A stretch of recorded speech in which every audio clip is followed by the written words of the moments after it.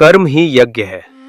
भगवान कृष्ण अर्जुन को कर्म और यज्ञ के बारे में बताते हुए कह रहे हैं कि हे पार्थ, कर्म ऐसा करो जैसे यज्ञ किया जाता है, क्योंकि कर्म ही यज्ञ है और इसका स्रोत स्वयं अविनाशी ब्रह्म है। इसलिए हे धनंजय, कर्म का मार्ग सीधा ब्रह्मा तक जाता है और इसीलिए जो व्यक्ति सृष्टि चक्र चलाने में योगदान नहीं करता, उसका जीवन मूल्यहीन हो जाता है।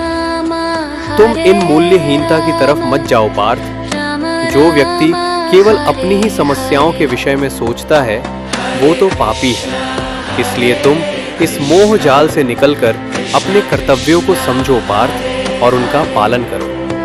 हे पार्थ, कर्म फल की इच्छा ही मार्ग में बाधा है। कर्म फल की इच्छा ही तो व्यक्ति के गले में बंधा हुआ वो पत्थर है जो उसे स्वयं की तहों से ऊपर उठने ही नहीं देता।